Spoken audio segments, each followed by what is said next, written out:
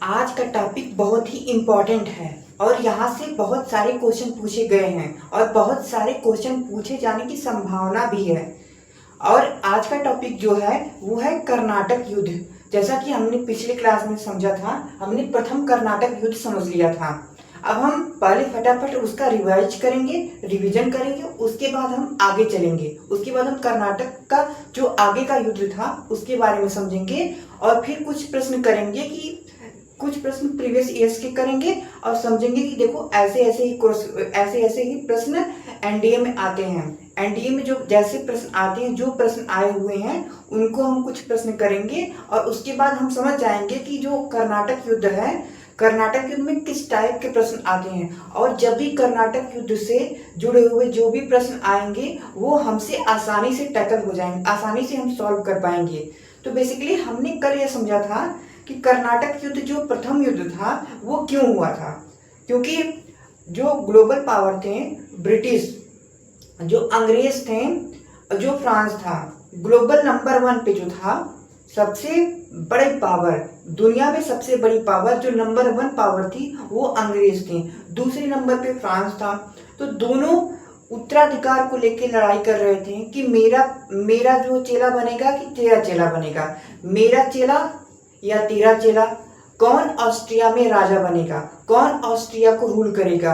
Ultimately देखो rule तो वो उन्हीं को करना था, लेकिन डायरेक्टली वहां पे जनता को दिखाने के लिए कि देखो तुम्हारे यहाँ से कोई राजा बन रहा है, तो वहां पे कोई और बैठता, लेकिन इनडायरेक्टली कंट्रोल इन दोनों कंट्रियों में से किसी एक का कंट्रोल होता। तो इसी को लेके लड़ाई चल रही थी ऑस्ट्रिया में। जब ऑस्ट्रिया में लड़ते लड़ते ये भारत में भी आ गए और जब भारत में आए तो शुरुआत हुई कर्नाटक युद्ध की। कर्नाटक युद्ध में हमने समझा अनवरुद्दीन से ये टकरा गए। जो फ्रांसीसी थे वो अनवरुद्दीन से, कर्नाटक के नवाब जो थे उनसे टकरा गए, उनसे वादा किया, वादा से मुकर गए क्योंकि वादा निभाना तो इनको आता नहीं था। जब वादे से जो पलट गए तब नवाब साहब तो नवाब साहब थे। अब नवाब साहब बात तो फिर जो है वो कहें कि जो कहे उसको कंप्लीट करो वरना मैं सेना भेजता हूँ। तो उस टाइम पे जो इनका फ्रांसीसियों का जो गवर्नर था वो बहुत ही होशियार था और बहुत ही कॉन्फिडेंट था, बहुत ही चालाक था, जिसका नाम था डुप्ले। इसको मैं आगे बताऊंगा कि कैसे इसको षड्यंत्र करके अंग्रेजों ने यहाँ से भारत से बाहर भेज दिया। भारत से बाहर भेजने के लिए अंग्रेजों को डुप्ले के लिए अंग्रेजों को षड्यंत्र करना पड़ा था डुप्ले को बाहर भेजने के लिए, उसके देश भेजने के लिए, कि ये अगर रहा तो हमारी जो दाल है वो गलने वाली नहीं है, जो हमारा ऑब्जेक्टिव है पूरा होगा ही नहीं, क्योंकि ये सही से भारत को समझ रहा है। अब भारत को यह अच्छे से समझने लगा है, अगर इसको यहाँ से भेजा नहीं गया तो हमारा लाभ कम होगा और इसका ज्यादा होगा, क्योंकि अंग्रेजों का मानना था कि हमें सबसे ज्यादा लाभ अर्जित करना है।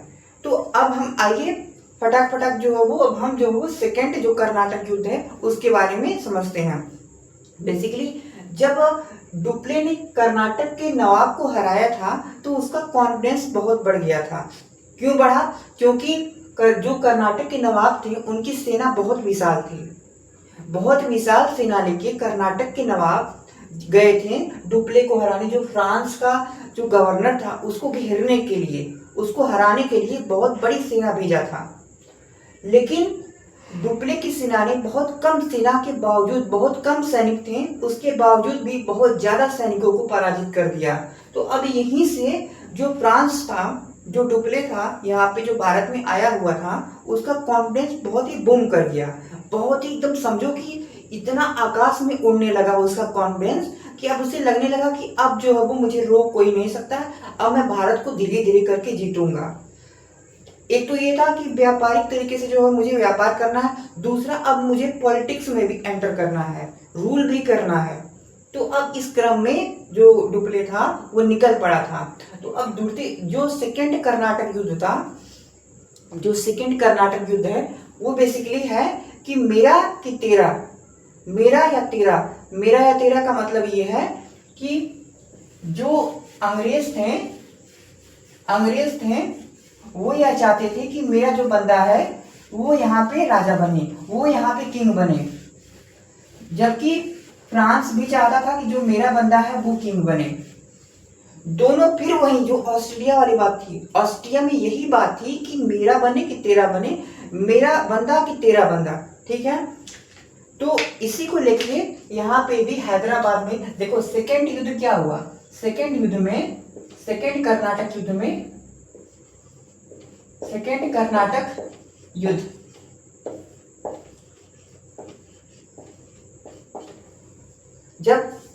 जब यहां से निकल गए फर्स्ट कर्नाटक युद्ध से, फर्स्ट कर्नाटक युद्ध के बाद जो है वो फिर उसने सोचा कि अब कुछ नया करना चाहिए, अब अपने आप को विस्तारित करना चाहिए। तब उसे दिखा हैदराबाद और फिर कर्नाटक, कर्नाटक में दिखा कि देखो यहाँ पे भी जो मैं चाहता हूँ कि यहाँ पे भी मेरा जो आदमी जाए, यहाँ पे मेरा कैंडिडेट बैठे, हैदराबाद में भी बैठे। देखो हैदराबाद में, हैदराबाद लड़ाई बेसिकली हैदराबाद और कर्नाटक में थी।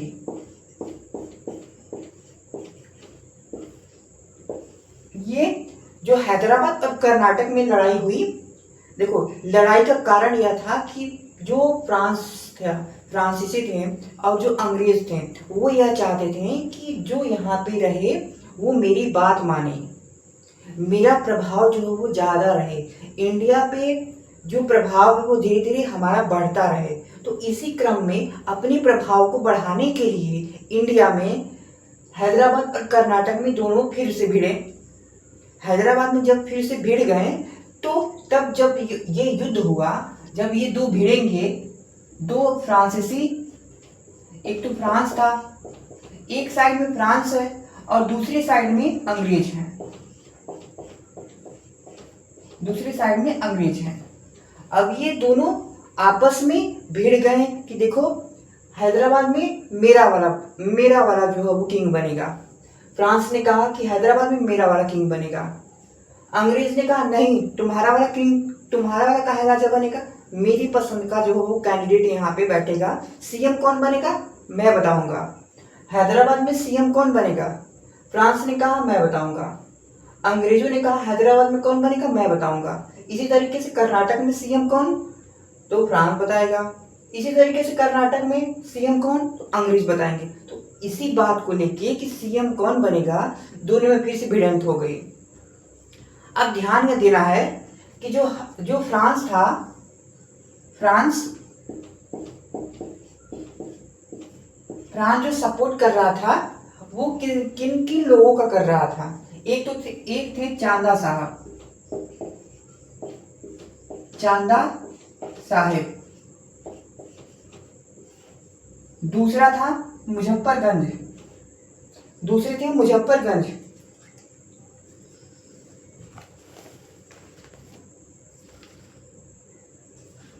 मुजफ्फरजंग,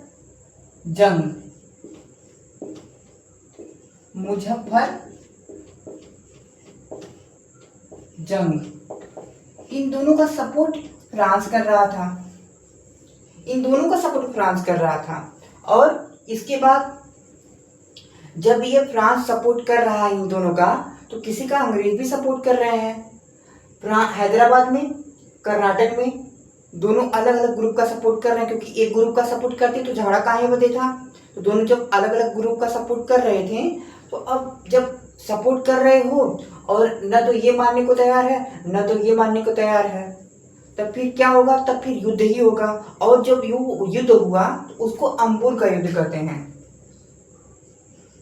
अंबुर का युद्ध। यहाँ पे हुआ अंबुर का युद्ध, ठीक है। अंबुर का युद्ध हुआ 1752 में,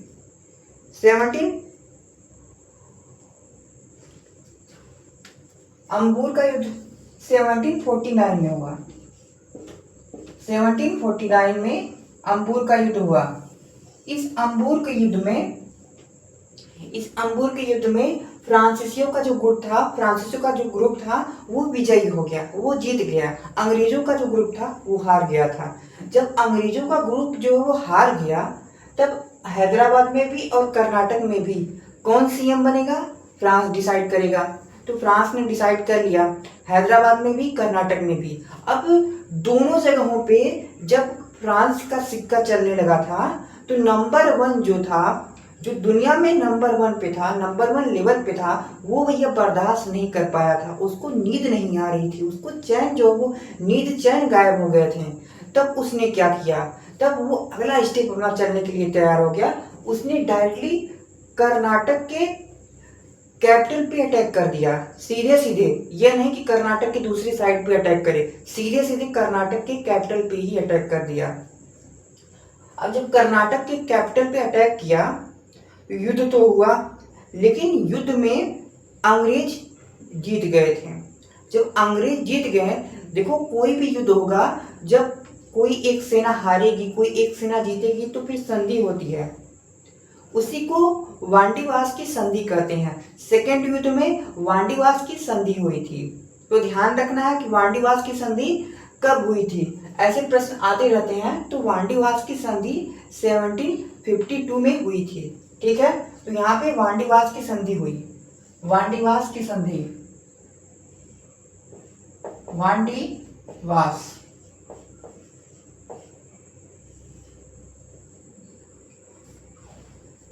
यहाँ पे वांडीवास की संधि हुई। आप लोग वांडीवास की संधि नहीं हुई है, वांडीवास की संधि यहाँ पे नहीं हुई थी। ये इसको हम आगे बताएंगे। इसको, ये वांडीवास की संधि नहीं है, यहाँ पे पौंडीचेरी की संधि हुई थी। पौंडीचेरी की संधि हुई थी 1752 में, ठीक है। तो ध्यान रखना है, ध्यान रखना है। अब सेकेंड जो कर्नाटक युद्ध है उसमें पौंडीचेरी की संधि हुई थी। सेकेंड युद्ध में जो संधि हुई वो पौंडीचेरी 1752, ठीक है। 1752 में यह संधि हुई थी, यह संधि हुई थी 1752 में अंग्रेजों की और फ्रांसीसियों के बीच में हो गई थी संधि कि ठीक है, अब एक काम करते हैं, बहुत लड़ लिया, अब एक काम करें कि देखो तुम एक जगह सीएम बना लो, हम एक जगह भी सीएम बना लेते हैं, ठीक है। तो एक काम करो, जो हैदराबाद है वहां पे तुम्हारा जो कैंडिडेट है वो सीएम रहे, और कर्नाटक में मेरा कैंडिडेट सीएम रहेगा। अंग्रेजों ने कहा कि देखो भैया एक काम करते हैं, हैदराबाद में तुम्हारा कैंडिडेट, कर्नाटक में हमारा कैंडिडेट, इक्वल इक्वल बैलेंस हो जाएगा। फ्रांसीसियों ने एग्री कर लिया, फ्रांसीसियों ने बात मान लिया, और ऐसे ही जो वो ये सब लागू हो गया था। लेकिन अंग्रेज यह सोच रहे थे कि अब ऐसे तो काम बनने वाला है नहीं, अब पहले हमें डुप्ले को निपटाना होगा। वही डुप्ले जिसने अंग्रेजों को हराया था, बार बार जो पीछे धकेला था, और इंडिया को समझने में जो है वो बहुत ही आगे था, वो कि इंडिया को किस तरीके से जीता जा सकता है। अगर कोई बहुत जल्दी समझ गया, जो फ्रांसीसी और अंग्रेजों में था, तो वो था, और बहुत ही ब्रिलियंट था वो ये समझ गया था कि भारत को कैसे जीतना है। ब्रिटिश जब अंग्रेज थे, अंग्रेज देख रहे थे उसको, और अंग्रेज समझ रहे हैं कि अगर इसको नहीं भेजा गया तो ये अपना सिक्का जमा लेगा और हम पीछे रह जाएंगे। तब जो है वो डुप्ले को यहाँ से भगाने के लिए फ्रांसीसी सरकार को भगाया गया। फ्रांसीसी सरकार के साथ जो है वो षड्यंत्र किया गया कि देखो भैया, अगर तुम्हारा ये जो अधिकारी है, जो गवर्नर है, अगर वो रहा तो तुम्हारा भी फायदा नहीं होगा, हमारा भी फायदा नहीं होगा। तो अंग्रेजों ने मैनिपुलेट किया फ्रांसीसी गवर्नमेंट को। उसके बाद फ्रांसीसी गवर्नमेंट ने डुप्ले को रिटर्न बुला लिया कि तुम चल इधर आ जा, वहां से निकल रहा, तुम यहाँ चला। फिर उसके बाद जो वो सेकेंड युद्ध समाप्त हुआ। जब सेकेंड युद्ध समाप्त हुआ तो तीसरे युद्ध की बात आ गई। देखो ध्यान ये रखना है कि जब हम ध्यान रखेंगे कि पौंडीचेरी की संधि, अंबुर का युद्ध, ध्यान रखना अंबुर का युद्ध कब हुआ, 1749 में हुआ। और किन के बीच हुआ, उन लोगों के बीच हुआ जो लोग कर्नाटक में और हैदराबाद में किसके लिए लड़ रहे थे, कुर्सी के लिए लड़ रहे थे कि मेरी कुर्सी की तेरी कुर्सी, ठीक है। फिर एक ग्रुप को सपोर्ट करने वाला जो था वो था फ्रांस, दूसरे ग्रुप को सपोर्ट करने वाला था वो था अंग्रेज, वो ब्रिटिश थे, ठीक है। तो अंबुर की लड़ाई 1749 में हुई। जीतने वाले कौन थे, फ्रांसीसी थे, ठीक है। तो जो अंबुर की लड़ाई थी उसमें जीते कौन? फ्रांसीसी जीत गए थे। अब फिर जब लास्ट में यह हुआ कि चलो ठीक है भैया, अब वांडीवास जो पौंडीचेरी है, वांडीवास तो हम थर्ड में देखेंगे जब पौंडीचेरी की संधि हुई, जब अरकाट में अटैक अंग्रेजों ने कर दिया था। देखो कुल मिला के जब अंबुर में अंग्रेज बहुत बुरी तरीके से हार गए थे तो उनको रहा नहीं गया था, तो इस वजह से उन्होंने अरकाट पे अटैक कर दिया, कर्नाटक की राजधानी पे। तो जब वो जीत गए तब संधि हुई, पौंडीचेरी की संधि हुई, तो फिर अंग्रेजों का जो कॉन्फिडेंस था वो बढ़ने लगा। अब उनको लगने लगा कि अब हम धीरे धीरे अपने आप को विस्तारित करते हैं, पहले सबसे पहले इस डुप्ले को निपटाते हैं, डुप्ले को यहाँ से भेजते हैं, जैसे ही डुप्ले जाएगा हमारा काम जो है वो बन जाएगा, क्योंकि हम इसकी स्ट्रेटेजी को समझ गए कि ये कैसे कैसे जो है भारतीय सीमाओं पे जो है वो अपना कब्जा जो है जमाने का प्रयास कर रहा है। तो हम इसकी स्ट्रेटेजी समझ गए हैं, अब हमें इसकी जरूरत है नहीं, तो हम इसको षड्यंत्र से उसको भगा देते हैं। तो भगा भी दिया। फिर उसके बाद जो वो तृतीय युद्ध हुआ। अब तृतीय युद्ध को फाइनल युद्ध कहा जाता है, माना जाता है, और है भी ऐसा नहीं कि बस माना ही जाता है। तृतीय युद्ध में अंग्रेजों और फ्रांसीसियों के बीच जो है वो फाइनल लड़ाई हुई थी। ठीक है, तो अब हम तृतीय युद्ध के बारे में समझेंगे।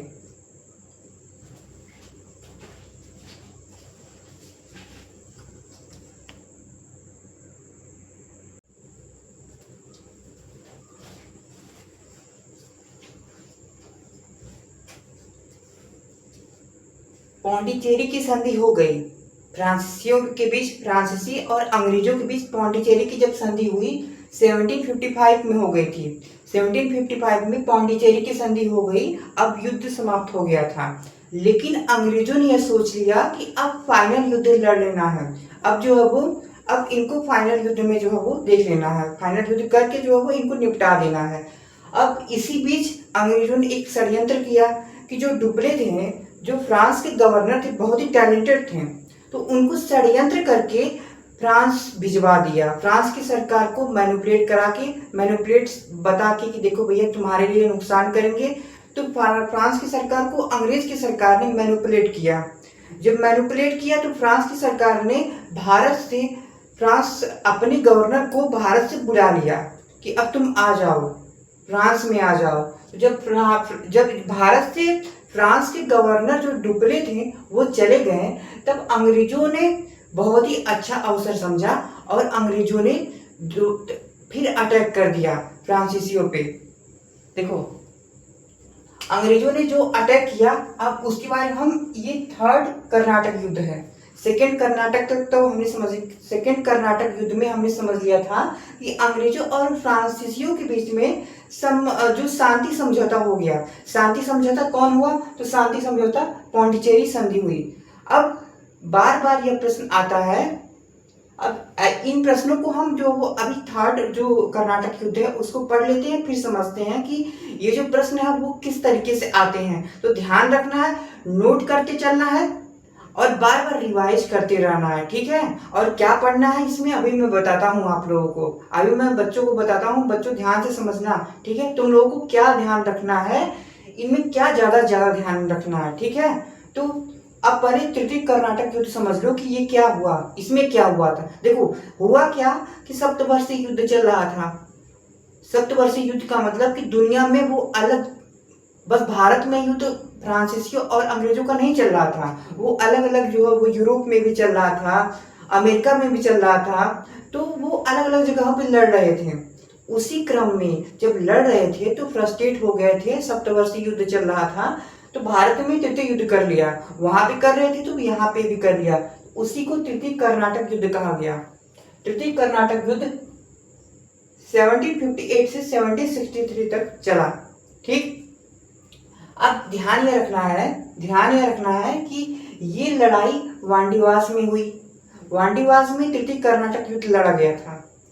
वांडीवास में जब तृतीय कर्नाटक युद्ध लड़ा गया तो फ्रांस के एक सेनापति थे, सेनापति का नाम जो था वो आयरकूट था, और फ्रांस के जो गवर्नर थे, फ्रांस के गवर्नर तो भेजे गए थे, लेकिन अंग्रेजों के सेनापति थे, सेनापति आयरकूट थे, और फ्रांस के जो गवर्नर थे वो लाली थे। तो ध्यान रखो सबसे पहले कि ये युद्ध कब लड़ा गया? थर्ड कर्नाटक युद्ध 1760 में। अच्छा 1760 में, हाँ 1760 में लड़ा गया था। और उस युद्ध में, वो युद्ध कहाँ लड़ा गया? तो वांडीवास में। वांडीवास, ध्यान रखना, एक एक चीजों को नोट करते हुए चलना है। 1760 में लड़ा गया, वांडीवास की लड़ाई से कही जाती है। अब जो प्लेयर कौन थे? प्लेयर था अंग्रेज। अंग्रेजों के साइड से कौन था? अंग्रेजों के साइड से आयरकूट था। Eyre Coote, Eyre Coote. और वर्सेस लाली, ये जो था लाली जो था वो फ्रांस की तरफ से था, और ये जो आयरकूट था वो अंग्रेजों के साइड से था। दोनों में जबरदस्त भिड़ंत हो गए। जब दोनों में जबरदस्त भिड़ंत हुई आयरकूट और लाली में, तो आयरकूट ने लाली को पराजित कर दिया। अब यहाँ पे फ्रांसीसियों का जो भी संभावनाएं थी, जो भी बन रही थी, वो सब नीस्तो नाबूद कर दिया अंग्रेजों ने। अब जब लाली हार गए थे तो फ्रांस वाले समझ गए थे कि देखो भैया, सब कुछ जाने से बढ़िया है कि कुछ बचा लो। एक जीता एक हारा। अब यहाँ पे कुछ संधि भी तो होगी, क्योंकि जब युद्ध होता है, युद्ध में जीत हार होती है, उसके बाद संधि होती है। अब इसी संधि को, बहुत ही इंपॉर्टेंट है ये जो संधि हुई है, इससे बार बार क्वेश्चन आते रहते हैं, बार बार पूछा जाता है कि ये संधि कब हुई थी, यह संधि किस युद्ध से संबंधित है। ध्यान से बच्चों समझना है, इसको ध्यान से तुम लोग नोट करते जाओ और समझते जाओ। ये जो संधि है बहुत ही इंपॉर्टेंट है, बार बार रिपीट करती रहती है अपने क्वेश्चंस में, एनडीए के क्वेश्चंस में बार बार आता रहता है, बार बार आता रहता है। ठीक है, तो ध्यान रखना है। इस संधि का नाम है पेरिस की संधि। पेरिस की संधि, पेरिस की संधि जो हुई 1763 में। पेरिस की संधि हो गई 1763 में। अब इस संधि में यह लिखा हुआ था कि देखो, जो हमने तुमसे, मतलब अंग्रेजों ने कहा कि देखो, जो हमने तुमसे तुम्हारा कब्जा लिया है, मतलब तुम्हारा जो जीत लिया है, जो तुम्हारा क्षेत्र जीत लिया है, उसको हम रिटर्न कर दे रहे हैं। तब फ्रांसीसियों ने बोला कि देखो, अब हम एक काम करेंगे कि अब हम भारत में सेना नहीं रखेंगे, प्लस बस हम व्यापार करेंगे, जो व्यापारिक क्षेत्र हैं उसकी किलेबंदी नहीं करेंगे। फ्रांसीसियों ने यह वादा किया कि अब हम सेना अपनी नहीं रखेंगे, बस व्यापारिक गतिविधियां करेंगे। अंग्रेजों का अब यहाँ पे, अंग्रेजों का जो एक नया रास्ता खुल गया भारत को जीतने का। अब फिर यहीं से शुरुआत हुई भारत को जीतने में, भारत को जीतने में सबसे। अब इसके बाद जो अगला टारगेट था वो था बंगाल। तो हम इसको अगली क्लास में समझेंगे कि बंगाल को किस प्रकार से अंग्रेजों ने जीता था। तो आज की क्लास में हमने यह समझा कि सेकेंड युद्ध है, सेकेंड कर्नाटक युद्ध, थर्ड कर्नाटक युद्ध क्यों हुआ, कारण क्या था, कौन कौन थे। तो ध्यान रखना है, सबसे जरूरी ये है कि प्लेस को ध्यान में रखो कि कहाँ पे हुआ था। जैसे मान लो कि पूछ दिया जाए कि सेकेंड कर्नाटक युद्ध बताओ, सेकेंड कर्नाटक युद्ध कहाँ हुआ, तो ध्यान रखना वांडीवास में हुआ। ठीक, किन के बीच में हुआ, प्लेयर कौन थे, आयरकूट और लाली थे। संधि कौन सी हुई, पेरिस की संधि हुई। जीता कौन, ब्रिटिश जीते, अंग्रेज जीते। ठीक है, हारा कौन, तो फ्रांसीसी हार गए थे। ठीक है, इस तरीके से ध्यान में रखना है। ठीक है, ध्यान रखना, ये डेट ध्यान में रखो, ये प्लेस ध्यान में रखो, कौन कौन जो प्लेयर कौन कौन से हैं उनको ध्यान में रखो, और फिर संधि कौन सी हुई उसको ध्यान में रखना है। ठीक है, जैसे प्रश्न ये आता है कि पेरिस की संधि, फटाफट नोट्स कर लो, उसके बाद जो वो, हाँ ऐसे ही आता है कि पेरिस की संधि कब हुई थी। तो पेरिस की संधि कब हुई थी, तो ऑप्शन में आएगा कि 750 में होगी, बताओ चलो। ठीक है, फिर लिखिएगा कि बताओ 1748 में हो गया, 1749 में हो गया, 1760 में हो गया। एक ऑप्शन देगा 1763 वाला देगा। तो 4 ऑप्शन देंगे, 4 में से जो वो अलग अलग रहेगा, तो और चौथा वाला जो वो सही वाला रहेगा। लेकिन जब पता नहीं रहेगा तो कहाँ से दोगे, इसलिए कह रहा हूं कि बार बार रिपीट करते रहो। पेरिस की संधि कब हुई, 1763 में हुई, थर्ड कर्नाटक युद्ध में हुई। पेरिस की संधि किन के बीच में हुई थी, यह भी ध्यान में रखना है कि फ्रांसीसियों के बीच और अंग्रेजों के बीच हुई थी। ठीक है, और पौंडीचेरी की संधि किनके बीच में हुई थी, वो भी ध्यान में है ना। हाँ, कब हुई थी, 1755 में हुई थी। और किस युद्ध में हुई थी, वो सेकेंड कर्नाटक युद्ध में हुई थी। तो इस तरीके से हम ध्यान में रखेंगे कि कोई भी संधि हुई है, अब तक हमने जो भी पढ़ा उसको फोकस करके रखो कि जो संधि हुई है वो कब हुई है और किस युद्ध में हुई है। ठीक है, तो अब हम अगली क्लास में जब हम मिलेंगे तो हम समझेंगे कि ब्रिटिश ने बंगाल को जीतने के लिए क्या क्या रणनीति अपनाई थी।